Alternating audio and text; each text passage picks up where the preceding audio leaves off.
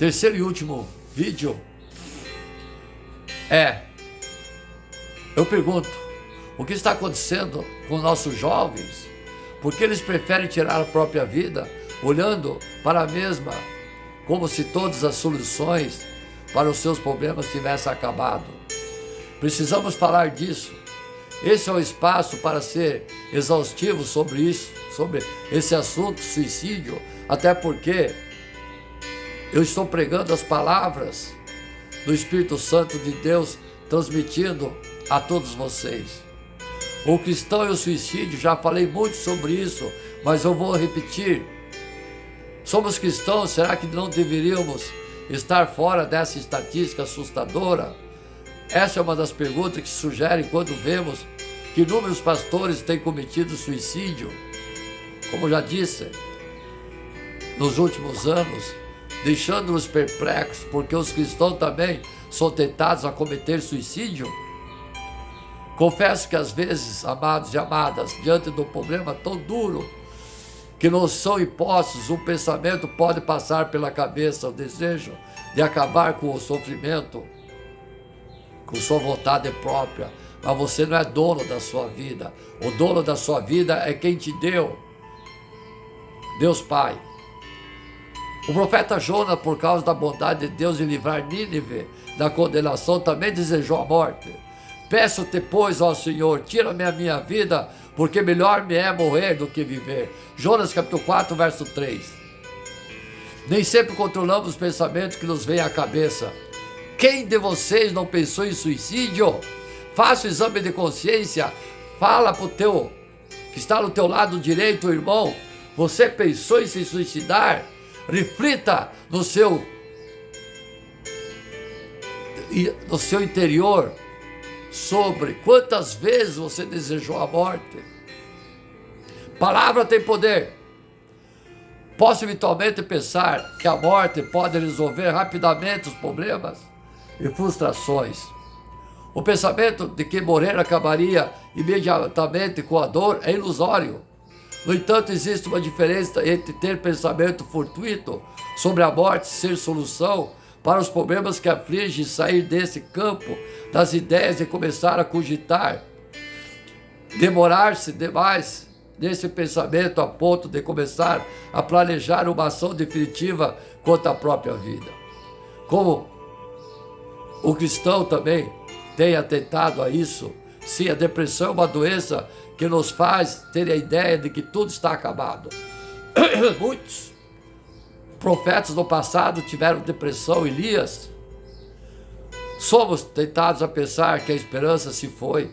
Infelizmente vivemos ainda nesse corpo, nessa carne pecaminosa, e o cristão, mesmo sendo regenerado, tendo uma mente regenerada, ainda pode ser tentado por toda espécie do pecado. O suicídio é pecado. O suicídio é o pecado. O suicídio é uma desobediência da lei de Deus sobre cuidar a vida e preservá-la, mesmo que seja a sua própria vida que Ele te deu.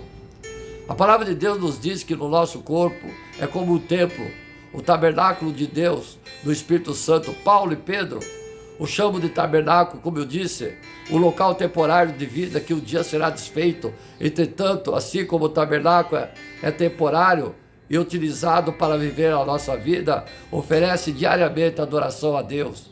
1 Coríntios capítulo... Paulo diz em 1 Coríntios: acaso não sabeis que o vosso corpo é santuário do Espírito Santo, que está em vós, e o qual tendes da parte de Deus, que não sois de vós mesmos, porque fostes comprado por preço, agora pois glorificais a Deus no vosso corpo. 1 Coríntios capítulo 6, versos 19 e 20. Ele diz que o nosso corpo foi comprado por um alto preço. Não somos donos de nós mesmos. Portanto, o crente deve resistir à tentação do suicídio, tanto como qualquer outro pecado. Ele precisa saber que Cristo há esperança e motivo suficiente para se viver bem e feliz, mesmo em meio a tempestades turbulentas. O suicídio versus esperança em Cristo. Ainda o cristão precisando estar seguro que Jesus Cristo, o Filho de Deus, é a razão da nossa esperança. Ele é a razão de vivermos bem e abundante nessa terra.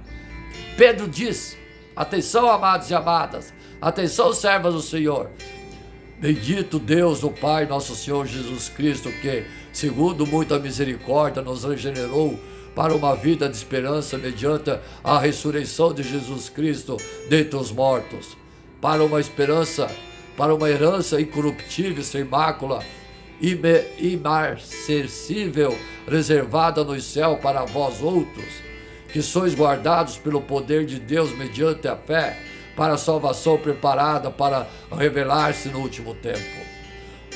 Nisso exultais, embora no presente por breve tempo, se necessário sejais contristados por várias provações, para que, uma vez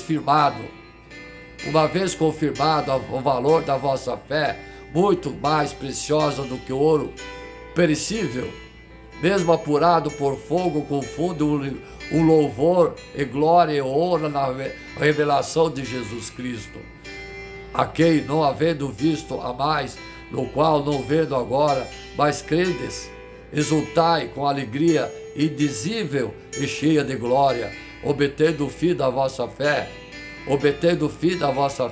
a salvação da vossa alma. 1 Pedro capítulo 1, verso 3 e 9. Como o apóstolo descreve a vida e a viva esperança, temos uma herança incorruptível, é uma herança sem mácula, é uma herança imarcível que não perece, está reservada nos céus para nós que temos fé em Yeshua Mashiach. Essa é a nossa esperança, é fora daqui e em outro lugar. Nossa esperança é algo certo, algo garantido que teremos, só aguardando o seu cumprimento no tempo oportuno, chamado pelo apóstolo Pedro nos últimos tempos. O suicídio é o engano dos olhos. O problema daquele cristão que tem desejado suicida e que só a sua visão ficou ofuscada pelo engano é como Adão e Eva, que levaram em conta a palavra da serpente, mesmo tendo a palavra de Deus lhes dado todas as árvores do jardim para o alimento e deleite. Os dois se apegaram à palavra do diabo, que ofereceu uma opção proibida por Deus. Eles largaram toda a bênção de Deus no jardim do Éden para entrar em desgraça. Isso é a cegueira do pecado, amados e amadas. Nós, infelizmente, podemos cair nisso, mesmo tendo sido regenerados, justificados por Cristo e já sendo contados como estando ao lado de Cristo no nosso lar celestial. O problema não está em Deus e no mundo que Ele criou, no seu plano redentor. O problema está em nossos olhos. O problema não está em Deus e no mundo. Sim, existe esperança, ela está em Cristo, que o dia resolverá definitivamente todos os nossos problemas provenientes do pecado que existe em nós. Os incrédulos e o suicídio. Os incrédulos e o suicídio. Estávamos falando até agora com os crentes, com os fiéis da palavra. Amados e amadas, eu gostaria de deixar aqui uma palavra através do Divino Espírito Santo que fala nesse momento aos incrédulos, aqueles que não têm fé, aqueles que não creem em Deus, que são ateus, que porventura passem por nunca ter ouvido a palavra do Evangelho. Deus é tão maravilhoso que nos deu uma vida num mundo maravilhoso, cheio de bênçãos, sem comparação. Deus deu vida a todos, deu vida a você, santo devoto de Deus. Deus deu vida ao ateu, Deus deu vida ao incrédulo. Deus ama todos eles, mas odeia o pecado. Deus é maravilhoso que deu vida a todos no mundo maravilhoso, cheio de bênção, sem comparação, mas Ele deu também para cada um o livre-arbítrio de escolher o que deseja e escolher com responsabilidade e assumir o que escolheu. Sim, não tem comparação. Pensa no privilégio de ter uma família, amigos, pessoas, filhos que nos amam de graça e que sofreriam demais com a nossa partida. Pense, amados e amados, na natureza e todas as coisas que podemos desfrutar, que nos foi. Amados e amadas, procure acabar com tudo aquilo que desperta desejo de suicídio, coisas ruins, na televisão, notícias ruins. Mude a sua maneira de ser, mude até o local onde você mora, emprego, se tudo contribui para a tua desgraça. Mude o que for necessário para que você consiga lidar com os seus pensamentos, a sua relação com pessoas de situações ruins. Essas coisas que desfrutamos são motivo mais do que suficiente para lutarmos pela vida. Cremos que toda a vida tem sentido apenas na pessoa de Jesus, aquele que revelou a essência de Deus perfeitamente. Sem Jesus não existe verdadeira esperança. Por isso, clamo a você, amado e amada, creia em Jesus Cristo, ajude os descrentes, mostre a palavra a eles como a única salvação para livrá-lo do pecado, livrá-lo dessa crise existencial, da aflição e trazê-lo à comunhão com Deus, o que lhe dará a verdadeira paz. No Evangelho de João, Jesus disse: deixo-vos a paz, a minha paz eu vos dou, não vou lá dou como o dá o mundo. Não se turbe o vosso coração, nem se atemorize. Ouviste o que eu vos disse, eu volto para junto de vós. João capítulo 14, verso 27 e 28.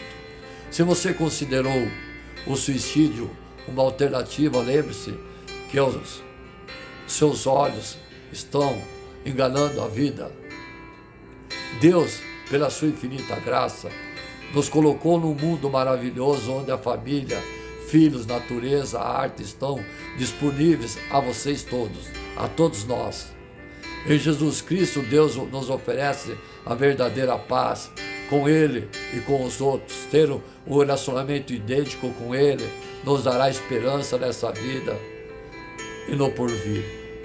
Reflita sobre isso, que Deus abençoe a nossa vida e a vida daqueles que não são crentes e que um dia encontre a verdadeira luz. Como diz, já falei lá em cima, o suicida está condenado. Expliquei já diversas vezes que Deus é que irá julgar. O que significa que Deus não se zomba? Falamos já sobre os suicídios. Vamos falar que com Deus não se zomba. Zombar de Deus é desrespeitar, desonrar ou ignorá-lo. É uma ofensa grave cometida por aqueles que não têm medo de Deus ou que negam a sua existência. Muitos. A forma de zombaria mais facilmente reconhecida é o desrespeito tipificado por insultos verbais ou outros atos que desdém associados ao ridículo, escárnio e provocação. A zombaria é uma atitude desonrosa que mostra baixa estimativa, desprezo ou até hostilidade descaradas. Na Bíblia, a zombaria é um comportamento e uma atitude demonstrada pelo tolo, Salmo 74, verso 22, que diz: levanta-te, ó Deus, e defenda a tua causa. Lembra-te de como o ímpio as afronta todos os dias. Pelos ímpios, Salmo 1:1, bem-aventurado aquele que não anda no conselho dos ímpios, não se detém no caminho dos pecadores, nem se assenta na roda de escarnecedores. Pelo inimigo, Salmo 74:10, até quando, ó Deus, os adversários nos afrontarão? Será que o inimigo blasfemará o teu nome? Sempre.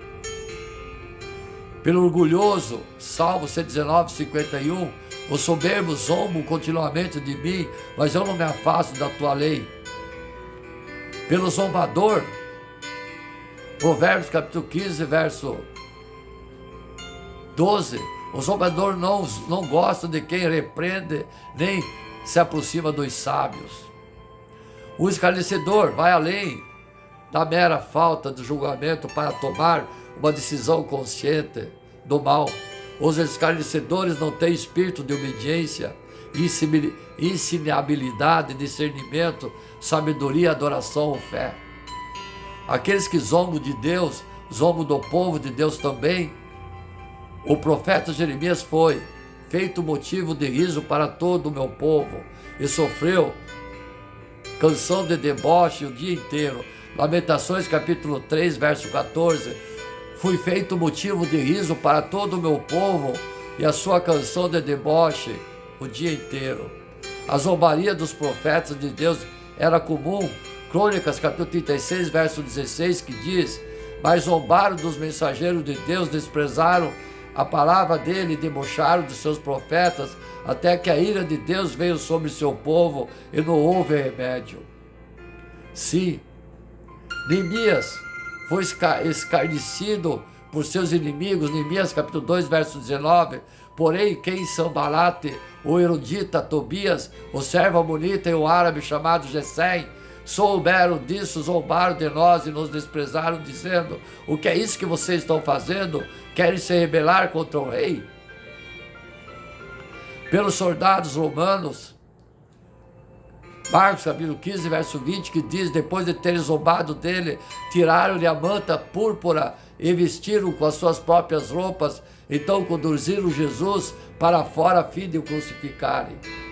Por um ladrão na cruz, Lucas capítulo 23, verso 39, que diz: um dos malfeitores crucificados blasfemaram contra Jesus, dizendo: você não é o Cristo, salve a si mesmo e a nós também. É fácil para nós, amados e amadas crentes, apontarmos a dedo aqueles que estão fora da igreja, que zombam de Deus. Mas a zombaria de Deus mais sutil, a mais perigosa, vem daqueles que estão sentados no banco da igreja. Aquele que se diz crente. Somos culpados de zombaria quando nos comportamos com uma demonstração externa de espiritualidade ou piedade, sem querer envolvimento interno ou mudança do coração. Zombar de Deus é fingir amá-lo e servi-lo quando não o fazemos, agir de maneira falsa, ser insincero e hipócrita em nossas profissões, fingindo obedecer, amar, servir e adorá-lo quando não o fazemos. Zombar de Deus entristece o Espírito Santo e cauteriza a consciência, e assim as bandas do pecado se tornam mais fortes. O coração fica gradualmente endurecido por esse processo. Deus adverte que a zombaria do que é santo será punida. Sofonias previu que a queda de Moabe e Amon, dizendo: isso lhe sobrevirá por causa do seu orgulho, porque zombaram e se gabaram contra o povo do Senhor dos Exércitos. Sinfonias capítulo 2, verso 10, que diz: isso lhe sobrevirá por causa do seu orgulho, que zombaram e se gabaram contra o povo do Senhor dos Exércitos. Sim, isso significa que não se zomba de Deus. Há repercussões por ignorar as diretrizes de Deus, se escolher voluntariamente o pecado. Adão e Eva tentaram fazer isso, trouxeram tristeza e morte ao mundo. Gênesis capítulo 2, verso 15 e 17, que diz: o Senhor tomou o homem e o colocou no jardim do Éden, o cultivar e guardar, e o Senhor Deus ordenou ao homem: de toda árvore do jardim vocês podem comer livremente, mas da árvore do conhecimento do bem e do mal você não deve comer, porque no dia em que comer, você certamente morrerá. Sim, declara um princípio universal. Não se engane. De Deus não se zomba. Por aquilo que a pessoa semear, isso colherá. Deus não pode ser enganado. Hebreus capítulo 4, verso 12 e 13, porque a palavra de Deus é viva e eficaz, e mais cortante de qualquer espada de dois gumes, e penetra até o ponto de dividir a alma e o espírito, juntas e medulas, e é apta para julgar pensamentos e propósitos de coração. Sim, e não há criatura que não seja manifesta na sua presença. Pelo contrário, todas as coisas estão descobertas, expostas aos olhos daqueles a quem temos que prestar contas. Sim, a Bíblia nos mostra caminho para vivermos uma vida abençoada, amados e amadas. Às vezes pelos exemplos de homens e mulheres piedosos, e às vezes pelos exemplos negativos daqueles que escolhem seguir outro caminho. Bem-aventurado aquele que não anda em sintonia com os ímpios, ou fica no caminho que os pecadores tomam, ou sento na companhia dos zombadores, mas cujo prazer está na lei do Senhor, e quem medita em sua lei dia e noite. Essa pessoa é como a árvore plantada por correntes de água, que produzem frutos, estações, e cujas folhas não murcham, e que elas fazem e prosperem. Amém? Amados e amadas, com Deus ajudar, com Deus uma jornada de fé e intimidade espiritual. Sim. Andar, eu falei ajudar, desculpa. Andar com Deus, uma jornada de fé e intimidade espiritual. Andar com Deus é uma expressão que descreve a jornada de fé e intimidade espiritual de um indivíduo. É um convite para caminhar em comunhão com o Criador, buscando sua presença e orientação em todas as áreas da vida. Nessa palavra, vamos falar o significado de andar com Deus. Pergunta para o teu lado direito, a quem está? Você anda com Deus? Sim. Os benefícios dessa jornada, algumas dicas práticas para fortalecer a sua caminhada espiritual. O que significa andar com Deus? Andar com Deus vai, além de uma simples crença religiosa significativa, estabelecer um relacionamento pessoal com o seu Criador, reconhecendo a sua soberania e buscando uma comunhão íntima e confiar em sua orientação, está aberto às suas instruções e seguir seus caminhos. Os benefícios de andar com Deus traz consigo uma série de benefícios espiritual e emocional. Essa jornada fortalece a fé, traz paz interior, consolo nos momentos difíceis e uma direção clara para as decisões da vida. Além disso, proporciona um senso de propósito e significado, conectando-nos com o plano maior e eterno. Dicas para fortalecer sua caminhada espiritual. Cultive um relacionamento pessoal, dedique seu tempo diário para oração, meditação da Bíblia, estabeleça uma rotina que permita a conexão profunda com Deus. Ouça a voz de Deus, esteja atento ao sussurro do Espírito Santo no seu coração, na sua vida. Ele fala por meio de palavras, circunstância, outras pessoas e do seu espírito que sussurra no seu coração. Aprenda a discernir sua voz e a seguir suas instruções. Busque a sabedoria que vem do alto. Quando enfrentar desafio ou tomar decisões importantes, busque sabedoria de Deus. Ore pedindo orientação e peça discernimento para tomar melhores decisões em conformidade com a vontade de Deus. Busque uma comunhão entre os irmãos, entre a mesma fé, os que compartilham a mesma fé. A comunhão com os outros crentes fortalece e encoraja a vida espiritual, proporcionando o encorajamento mútuo. Viva de acordo com a Bíblia. A palavra de Deus serve como guia para nossas vidas, esforçando-nos para viver de acordo com os princípios bíblicos, buscando a santidade e a integridade em todas as áreas. Andar com Deus é uma jornada de fé e intimidade espiritual que nos conecta com o Criador e nos transforma de dentro para fora. À medida que fortalecemos nossa caminhada com Ele, experimentaremos benefícios espirituais profundos e uma paz que transcende as circunstâncias da vida. Que possamos buscar uma jornada diariamente, cultivando um relacionamento íntimo com Deus e seguindo seus mandamentos e seus caminhos. Sim, amados e amadas, temos que andar com Deus, porque andar com Deus é amá-lo, ter fé em Deus. O que significa tomar o nome de Deus em vão? falar de novo, amados e amadas, filhos, presta atenção. O que significa tomar o nome de Deus em vão? Vamos ver? Talvez você nunca ouviu uma pregação assim. Que tipo de orientação a Bíblia nos dá em relação à linguagem obscena, aos juramentos, aos votos e ao humor? O terceiro mandamento diz de Moisés: não tomarás o nome do Senhor teu Deus em vão, porque o Senhor não terá por inocente o que tomar o seu nome em vão. Êxodo capítulo 20, verso 7, que é absorvido pelo primeiro mandamento de Jesus, que diz: amai a Deus sobre todas as coisas,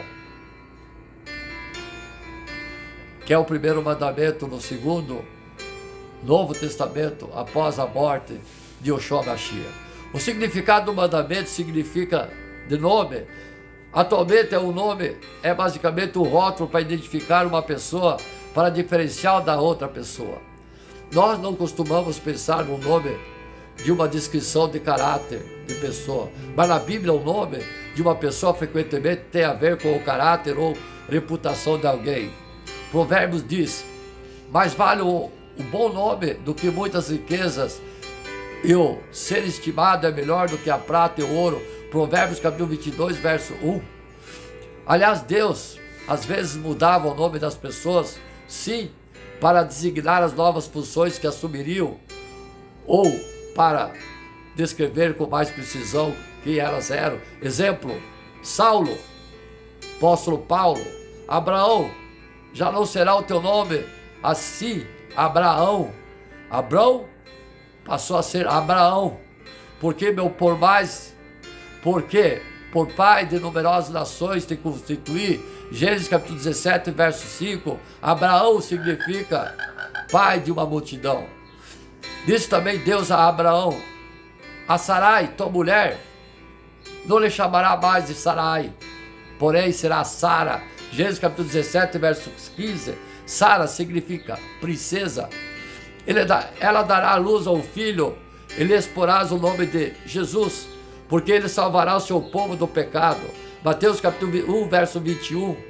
Jesus é a forma grega do nome hebraico Josué, que significa Senhor que salva, ou Jesus Cristo em nome grego, Yoshua Mashiach. Portanto, o nome de Deus não se refere simplesmente ao seu nome como Deus ou Senhor, em um sentido restrito, mais tudo o que é dito sobre Deus em referência ao seu caráter e reputação. O significado de tomar o seu nome em vão, o que é traduzido como tomar em vão, representa uma combinação de duas palavras em hebraico. A palavra que significa levantar, carregar, e a palavra que significa o vazio, o nada, a vaidade. Uma tradução extremamente literal desse mandamento seria: não levantarás o nome do Senhor teu Deus como algo inútil ou vazio, vão. O mandamento proíbe utilizar o nome de Deus de maneira tola e inútil, em vão. Portanto, esse mandamento, em sentido mais hebraico, mais básico, proíbe a utilização do nome de Deus e qualquer nome de Deus como Deus, Senhor, Jesus ou Cristo de maneira descuidosa e irrelevante. A maneira como a sociedade utiliza o nome de Deus é um reflexo da forma como ela pensa sobre Deus.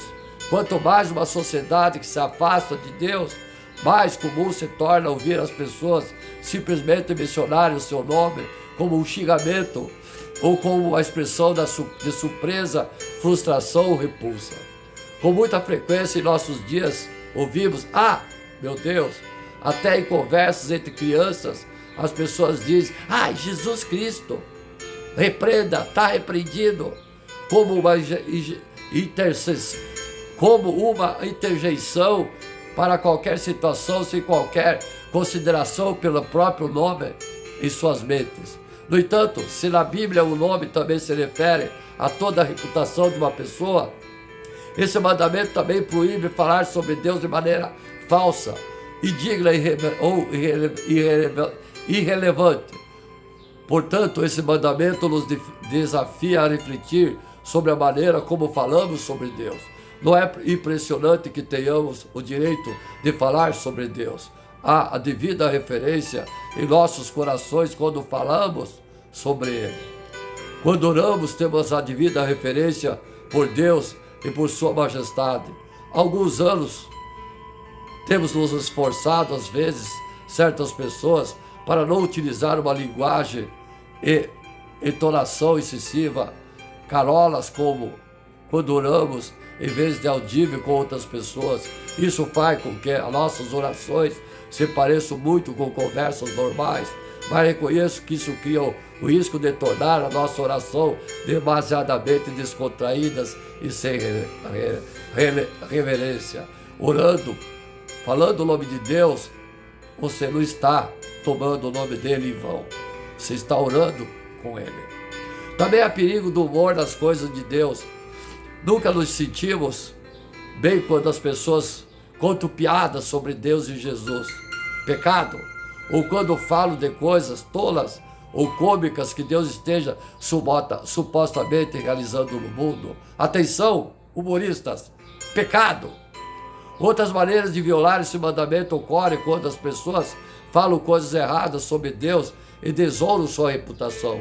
Alguns dizem que Deus é mau, que Ele é indigno de ser louvado, que Ele é injusto. Outros provêm falsas religiões, ensinando que Deus é distante e cruel, que Ele não pode ser conhecido ou que Sua palavra, a Bíblia, não é confiável. Alguns chegam a zombar de Deus e outros desonram Jesus profundamente.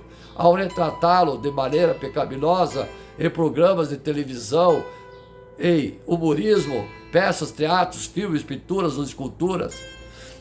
Compare essas violações do mandamento com referência apropriada que Moisés demonstrou diante de Deus. E passando o Senhor por diante dele, clamou: Senhor, Deus compassivo, clemente, longânimo e grande em misericórdia e fidelidade, que guarda a misericórdia de gerações, que perdoa a iniquidade, as transgressões, o pecado, ainda que não inocente ou culpado, e visita a iniquidade dos pais, dos filhos e nos filhos dos filhos, até a terceira e quarta geração. Imediatamente curvando-se Moisés para a terra, o adorou. Êxodo capítulo 34, versos 6 e 8. Ou compare-as com a resposta de Jó, depois que Deus se revelou a ele: eu te conhecia só de ouvir, mas agora os meus olhos te veem. Por isso me abomino e me arrependo no pó e na cinza. Jó, capítulo 42, versos 5 e 6. Ou compare-as com a resposta de Isaías, quando viu o Senhor lá nos céus. Então disse eu: ai de mim, estou perdido, porque sou homem de lábios impuros, hábitos no meio de um povo impuro de lábios, e os meus olhos viram o Rei, o Senhor dos Exércitos. Isaías capítulo 6, verso 5. No livro do Apocalipse, os habitantes do céu frequentemente aparecem se prostrando diante de Deus para adorá-lo. Todos os anjos estavam de pé, rodeando o trono. Os anciões e os 4 seres viventes e o ante do trono se prostraram sobre seu rosto e adoraram a Deus. Apocalipse capítulo 7, verso 11. Mais sério do que utilizar o nome de Deus de maneira descuidada é intencionalmente amaldiçoar a Deus ou blasfemar contra ele. Essa foi a tentação de Jó, quando sua esposa lhe disse: amaldiçoa a Deus e morre. Jó capítulo 2, verso 9. Contudo, ele resistiu às tentações, e em tudo isto não pecou Jó com seus lábios. Contudo, quando os malfeitores do livro de Apocalipse experimentaram a ira de Deus sendo derramada sobre a terra, em vez de se arrependerem e darem glória a Deus, continuam a amaldiçoá-lo. Com efeito, os homens se queimaram com intenso calor e blasfemaram o nome de Deus, que tem autoridade sobre o flagelo, e nem se arrependeram para darem glória. Os homens remodiam a língua por causa da dor que sentiu, e blasfemaram o Deus do céu por causa das angústias e das úlceras que sofreu, e não se arrependeram de suas obras. Apocalipse capítulo 16, verso 9 e 11. Em um sentido mais amplo, esse mandamento abrange todas as áreas da vida. quando a Bíblia diz que Deus criou a sua imagem. Gênesis capítulo 1, verso 27. Isso significa que Ele nos criou para que fôssemos parecidos com Ele e representássemos na terra. Isso implica que toda a área da nossa vida proclamo alguma coisa sobre o Criador, mesmo quando não falamos palavras específicas. É por isso que Deus quer que imitemos o seu caráter moral em nossas vidas. Foi isso que Provérbios capítulo 30 orou a Deus para que ele fosse impedido de roubar. Se ele roubasse, ele desonraria a Deus. Dá-me o pão que me for necessário, para não suceder que, estando eu farto, te negue e diga: quem é o Senhor? Ou que, empobrecido, venha furtar e profane o nome de Deus. Provérbios capítulo 30, verbo 8 e 9. Pedro também se encorajou a lhes dizer que da maneira de reagir ao sofrimento era uma ocasião para glorificar o nome de Deus. Se pelo nome de Cristo sois injuriados, bem-aventurados sois, porque sobre vós repousa o Espírito da glória de Deus. Não sofra, porém, nenhum de vós como assassino, ou ladrão, ou malfeitor, ou como quem se intromete em negócios de outro, e mais, se sofrer como cristão, não se envergonhe disso. Antes glorifique Deus em seu nome. 1 Pedro capítulo 4, verso 14 e 16. A implicação é que, em sentido amplo, todo pecado cometido por seres humanos viola o terceiro mandamento dos judeus, na medida em que, quando uma pessoa peca, como ela é uma criatura que se reflete à imagem de Deus, acaba por retratar Deus de maneira maligna e pecaminosa. Isso se implica especialmente aos cristãos, vistos que carregamos o nosso nome de cristão, o que faz com que pessoas prontamente associem nossas atitudes e reputação em nome de Jesus Cristo. Em termos práticos, esse entendimento de mandamento significa que, se eu agir com justiça e retidão, proclamarei que Deus, meu Criador e meu Senhor, é justo e reto. Se eu agir com bondade e misericórdia, eu proclamarei que Deus é bom e misericordioso. Mas se eu contar mentiras, eu proclamarei que Deus é mentiroso e que não é digno de confiança. Se eu for cruel e vingativo, eu proclamarei que Deus é cruel e vingativo. Essa perspectiva nos ajuda a entender por que Deus trata o pecado com tanta seriedade e por que o pecado precisa ser castigado. Todo pecado desonra Deus. Categorias de linguagem ofensiva. O mandamento contra tomar o nome de Deus em vão, naturalmente, não nos leva a considerar a ideia mais ampla da pureza no falar. De forma geral, portanto, vamos falar de 3 categorias de linguagem que, pelo menos de alguma medida, são consideradas ofensivas no dia a dia. Quando digo que essas categorias são consideradas ofensivas, eu quero dizer que são expressões que não seriam utilizadas, por exemplo, por repórter em rede nacional, por político, discurso, por crente, por professor em escola pública. Também são palavras que a maioria dos pais não ensinariam e não pronunciariam para os filhos. As 3 categorias são: tomar o nome em vão, isso é utilizar o nome de Deus de maneira desonrosa. A segunda, amaldiçoar e expressar o desejo de alguém amaldiçoado ou condenado. Terceira, utilizar palavras obscenas e impuras, utilizar palavras ofensivas que tenham a ver com atividades de latrina ou atividades sexuais. Tomar o nome de Deus em vão, entenda que tomar o nome de Deus em vão inclui qualquer menção do nome de Deus de maneira irreverente ou desonrosa, como já expliquei aí em cima. O terceiro mandamento proíbe essa linguagem.